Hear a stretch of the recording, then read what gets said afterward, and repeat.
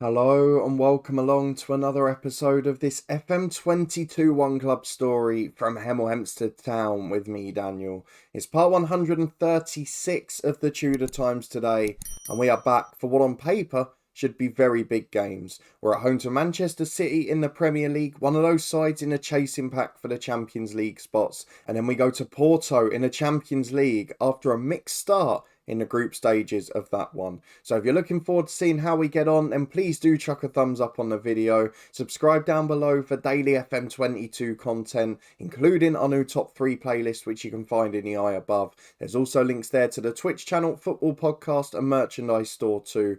And you can support the show as a channel member by clicking the join button down below.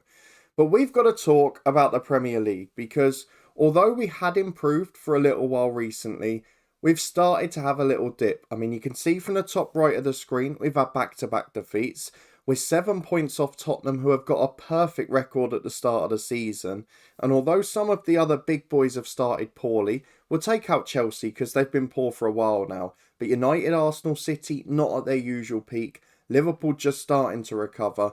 We've actually got Tottenham and Leicester above us. And if two other sides can get above us and add into the mix, then when we have our really bad run, I do fear we could fall outside the top 4 and maybe even 6 later in the year. Hopefully it won't come to that. Hopefully we're having our bad spell too. But we've had problems. We didn't have midfielders in the last episode. We've still got one out and it's a different one this time. But quite frankly, it is just turning into that patchy season we expected. We said this one might be a tough ride because next year we want to have the biggest squad, and that meant we've had to loan people out and let them develop. So if we go and have a look at the schedule, it was looking good. We were here last for Norwich and Qarabağ, where, particularly in the Norwich game, we didn't play well. It was probably our worst performance of the season, even still, and we won 3-0. We then battered Qarabağ. It got even better in the first game off camera against Newcastle. A 6-0 win, one for Martin. Torres got 4 on that occasion, and Stanley Azoma added 1 too. Then a 1-0 win at home to Sheffield United in the Cup. Carlos Martin, the star man again, before a 2-1 win away at Brentford with Carlos Torres and Arlan getting the goals. And again, Carlos Martin, one of the best players on the pitch. So, ironically, the man we didn't want here in the summer is the man who we're probably missing the most at the minute. And back-to-back defeats unfortunately followed. First, away at Real Madrid, maybe to be expected, and we did rotate a bit. We gambled here. However, it was heartbreaking. It was the last 5 minutes again. The positive, Mailton came back from injury off the bench, enforced because of the Martin injury during the game. But he did score and he did contribute a little without really looking too good. And then away at Sheffield United, it was just awful, to be honest. No one played well. Going forward, it was a terrible display. At the back, we were a little stronger than we had been in the past, but they deserved to win and it could have been more. That's the worst I can say for it. The good news is the rest of this month is pretty kind on paper. After we play the City and Porto games, we should beat Watford and we should beat Bournemouth in the Cup. The start of next month, and the whole of next month in fact, may be an issue. Tottenham and Leicester, the top 2 teams in the league. We face them as well as the return game with Porto. Southampton, top 4 last season. We face them and Real Madrid in the return fixture. That spell of 5 games could put us in real trouble, and we are going to see the last 2 of those in the next episode. So as we go and have a look at the Premier League table now, it is a very important spell for this football club. The table, probably the most condensed bar Spurs that it's been for a long, long time. There's no real side just falling away at the bottom, and there aren't many running away in the top 3 or 4. So with Carlos Torres now stepping up as the top goal scorer in the league after a pretty dodgy start, we have got a chance to push on.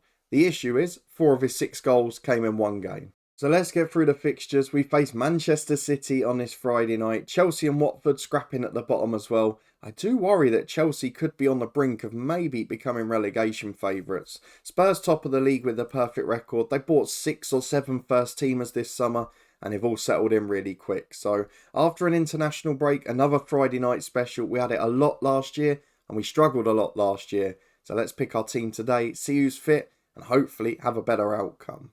I've got to admit, I'm getting really sick of being the first fixture the Friday night after internationals, because if we go down to the bottom of the screen here, Zaruk not made it, Chauvin not made it, Moreira, Ostrakovic on the bench, but neither in any shape to play. You could probably argue the same for Azoma being at this stage, and there's a few others there with a very heavy match load, both on the bench and more importantly in the starting lineup.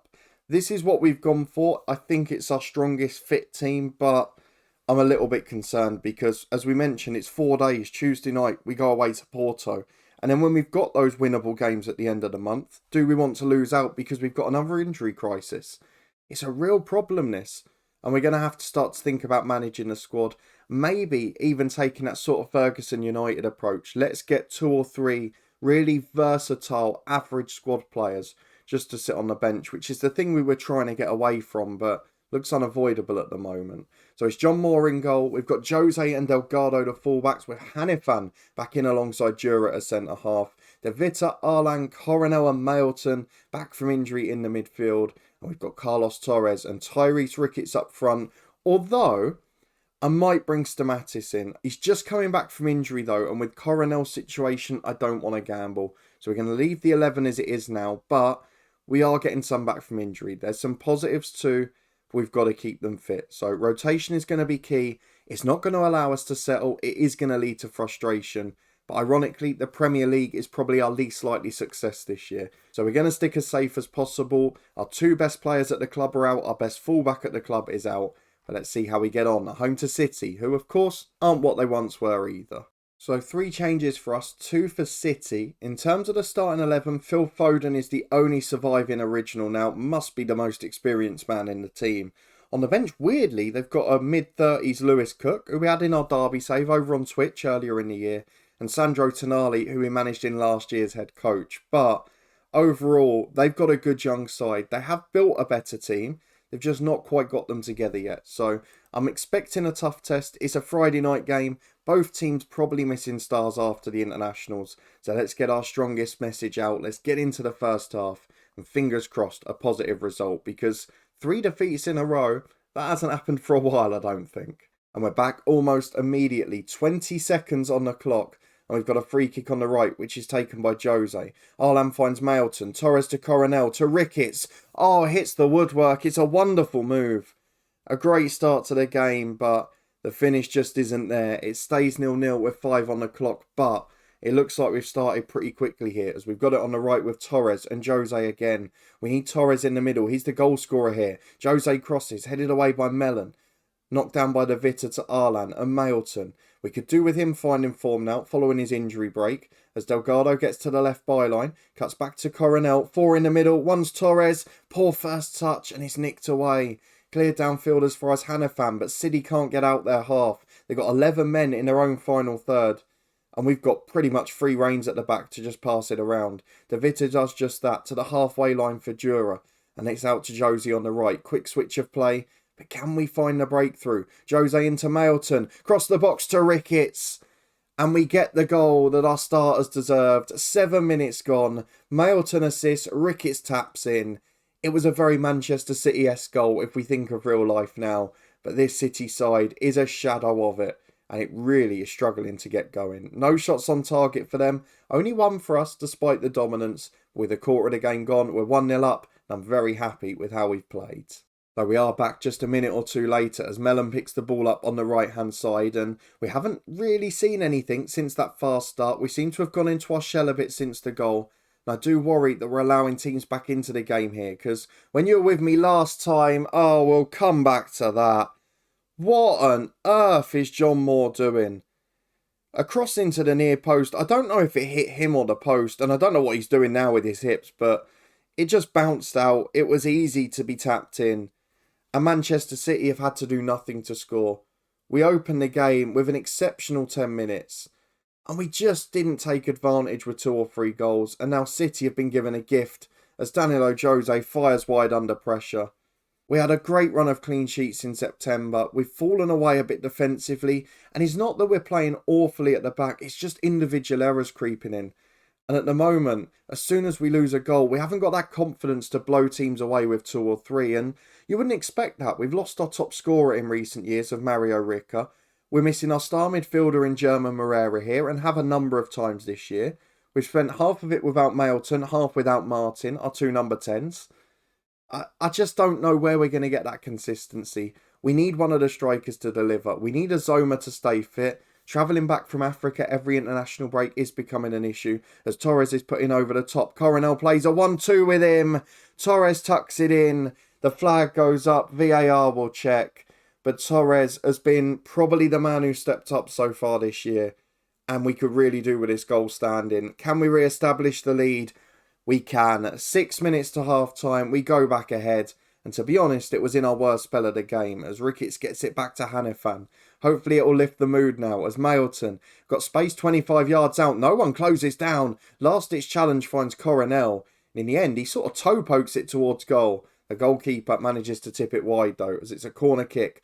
5 in the box. A 6th making their way in. Jose up at the back stick. Mellon wins it again. Won every header in there, but not the most dominant display. Not tons of chances. But a fast start gave us the lead and we somehow re-established it before the break. So we're going to tell the lads to keep finding another gear, keep stepping up. And hopefully in the second half, we'll be able to secure the 3 points. Because as much as we were excited about the start here, the result is far more important, especially given the last 2 defeats. As early in the second half, we're back with a Phil Foden corner and that would be the worst. I mean, the way we conceded the first goal was bad. If we just concede a simple one from a corner or a header, that would probably frustrate me even more. As we're back on the attack, Torres cross cleared away, only as far as Jura on halfway. And again, City sitting very deep, different style of City to what we're used to. Not pressing high to win the ball back, just letting us play around as Mailton finds Ricketts. Good save by Miku. And again, the chance is not being taken. We've got to have a striker who scores them consistently. I'm hoping with 1 year, maybe one of those two will step up consistently. But at the moment, there's so many chances getting missed as Arlan chips in. Headed away as far as Hanifan on the edge of the box. Left-footed cross, Torres loses out in the air. Jura's the man trying to chase. Is headed away. 10 gone in the second half. It's still just a 1-goal lead. And that makes me very nervous. Well, 20 minutes to go. Not much else occurring and City have actually caught up on a shot count. It seems when we score, we just fall away a bit. Hang on. Look at the top right here. I've said this before.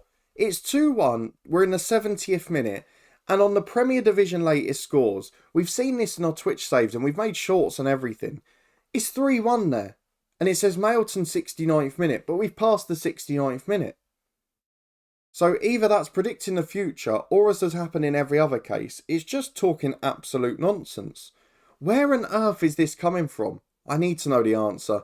Let's go to the tactics screen anyway. As I was saying before, we do let other teams back in the game when we get ahead. So Stamatis is going to make his comeback from injury. Arlan will swap sides.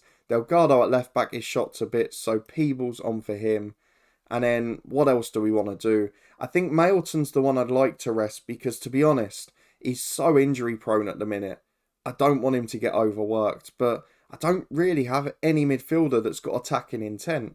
So I think it's going to have to be Davitarov for Andreka. Bit more height from the set pieces. Bit more of a defensive-minded player. And with 20 to go, let's see if that Mailton prophecy comes true. No, it's gone straight back to 2-1 now, but the Mailton goal's still there. Such a bizarre glitch of all the ones to see. As Stamatis gets the ball in the middle, up to Torres. City leaving some gaps at the back now as they're finally starting to chase the game. And Jura gets the ball at the back to Andreka. And Stamatis, the sub. Great to see him back because he just got into the team and started to start when he got injured. And I'm hoping he can do the same now as Jura finds Jose. Playing good football, keeping the ball, flowing passing moves. And this is with fairly direct passing on as well. But we are finding the way through. And if we can get a third goal, we can finally start to relax. As on the left-hand side is Tyrese Ricketts. He comes down the line. Good job we didn't take Mailton off, given the prophecy on the latest score screen. As Ricketts gets it again. And it isn't Mailton at all. Arlan sets it up. Ricketts puts it away with his weaker right foot. And maybe he's going to find a purple patch now. We could really do with it up front. 3-1 with 15 to go. And the winless or defeating run is finally over. As Hanifan picks the ball up to Jura at the back. Can we really make a statement now with a big win? And Drecker the substitute. Back to Hanifan. Carries it over halfway. No pressure on him. To Arlan. To Mailton. There's gaps galore. Mailton's in one-on-one. Good save Miku. Razzle clear it away. City are clinging on for respectability here. I mean, they're an average side compared to what they were, but they have improved this year, and they've just not shown it on the pitch. The expected goals is up. The chances, we're starting to dominate on that front. And look at the ferocity we're going forward with now. These lads have finally got the belief that they can make this happen. They can get big wins. As Jura puts Torres in, there's two in the middle. Goes alone, hits the post. Keeper's in no man's land. Miku clears away. Peebles the sub will get it. We've done our job. It's a 3-1 win. We are back onto the winning trail. And although Tottenham are a little way away, that is a good way to start the episode. Back in a moment for Champions League action.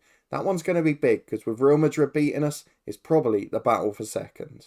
Fitness test time. Porto away, a very big game in this group stage. Real Madrid beaten by Porto. Real Madrid beat us. This group can get really congested. The good news with Qarabağ at the bottom and the way we dispatch them is that we're guaranteed European football after Christmas. I actually look at this the other way perhaps. Would it be the worst thing to drop into the Europa League and maybe try and win that? I don't know if that's a bad thing, but obviously we're going to try our best to get through. We have got a situation in the Premier League where Tottenham just keep winning. Their star striker Radnick them a 1-0 win away from home again. Performance of champions. Liverpool on our tails. United, Arsenal starting to get traction. And Southampton, who we play in the next episode too. So it is going to get a little trickier in that one. That means we can have a swing at Europe. We've got 4 days after this before playing the bottom side in the league. We will have 1 or 2 more back from injury, so let's pick our strongest side for this one. We'll be back in a minute to see what it is against a very decent Porto side. They've got one of the best centre-halves in the world in Platt, and they've got an experienced man on the right in Kai, who's still banging in goals and assists for fun. And this is what we've gone for. We've got a few concerns with heavy match load, so we're trying to rotate them in and out, but I've ultimately gone as strong as I think I can get away with. The only one that's maybe a question is De Witte out and Ndreka in the holding role, but maybe suited better to being away from home, being that big aerial presence, being big in a tackle. I've also kept Azoma on the bench with Torres and Ricketts starting again because they look good at the weekend and I want to build a partnership. Aside from that, it's just been bringing back the stars. So Chauvin, Zaruk and Moreira return today. The only other change is Ndreka. I don't think any have dropped out the squad entirely, but only 7 subs in the Champions League, so a little bit more threadbare. The rest of the team, though, pretty good. Jose drops to the bench, as does Hannafant, Coronel and De Witte, and those 2 latter ones in midfield got heavy match loads, Stamatis the same, so I'm easing them back rather than trying to pressure them, because we've dealt with a midfield injury crisis already. The last thing I want is another one. Let's go and head to Portugal, a big game in the Champions League. If we lose this and Real Madrid beat Qarabağ, it will look like Europa League football after Christmas.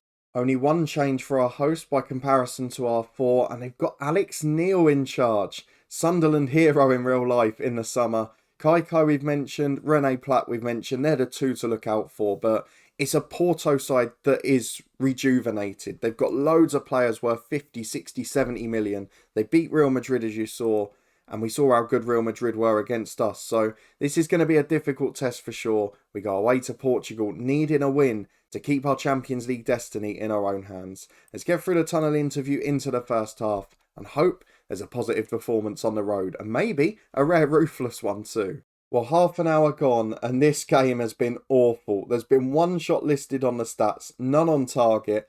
According to the top right of the screen, we don't even have a referee, so I'll have to see who it is. But the corner comes in and we've nicked a goal. After all of that, and I said it earlier in the episode, who cares how we play at the moment? It's definitely onside because Zaruk was behind a player when he nodded it in. The goal's awarded. Corner to the back post, Jura nods it back across and Zaruk heads in. First shot on target and Zaruk's the star. The best player at the club now officially. He really is proving he's worth that money. And this could be one of the biggest results for us in context of our season. Even this early on, it might get us through. It's been an ugly game. We've seen nothing other than that corner. That tells you how bad it's been. But into the second half we go with a 1-0 lead. And I won't care if we don't see another thing. And we've passed the hour mark without another shot. So we're going to have to see how this highlight goes and then make some changes. Because we need to keep people rested. Moreira's back from injury, not playing that well. Although he's unlocked the door with a good pass there. Just under hit from Torres to Ricketts. But still, we need to keep people fresh. We need to prevent further muscular injuries. And we need to try and cling on in this game. As Jura's got the ball at the back. To Ndreka. Had a decent game in that holding role. Finds Chauvin on the right again. Down the line he goes to Torres. Holds up well for Ndreka. No rush to get it forward. We're taking our time. We're looking for the right pass. And that's been the approach all game. It's just not normally led to a shot. As Chauvin back to Mailton. Support to his left, but goes back to Ndreka. Good ball to release Torres. Ball across to Ricketts. That is a wonderful goal. 2 shots on target, 2 goals. There's only been 3 shots in the whole game, all for Hemel Hempstead. An awful match to watch for the travelling supporters, but they won't care if they go home with a 2-0 win. We said at the start of this game, can we finally be ruthless? Well, it looks like the answer is yes. With a quarter to go, I'm going to replace the middle 2 in the diamond. Stamatis continues his comeback from injury. He's on for the fatigued Arlan. We're going to bring on... Do I go De Vita or Coronel? I think we're going to go Coronel. Just try and keep the ball a bit better. And number 10, Mailton will come off as well. And he'll be replaced by Stanley Azoma. Torres drops into the number 10. I could have made it 3 in midfield there, actually. Let's go and do that. I've brought Danny Harrison on by mistake anyway. De Vita replaces Mailton. We go to tactic number 2. And which one is going to play which role? I think that's probably fair as it is. Stamatis prefers to be a Mazzala. I might let him do that on attack. But otherwise, that's the tactic we're going for. We try and hold on to our 2-0 lead. 20 minutes remaining. Porto yet to have a shot in what has been one of the worst games we've ever seen. As Delgado's got a throw on the left-hand side. These lads might have been told this was a cup final. We only ever play this bad in finals normally. As Zarut gets the ball at the back. 2 options inside of him. Goes wide to Delgado instead. He's got support from De Vita, the substitute. And back to Ndreka. 2 fighting out for a role, but both playing in there today. As De Vita, forward to Stamatis. Gaps opening up, finds Torres. Stamatis runs off him to the edge of the box. Great effort, tipped onto the bar by the keeper.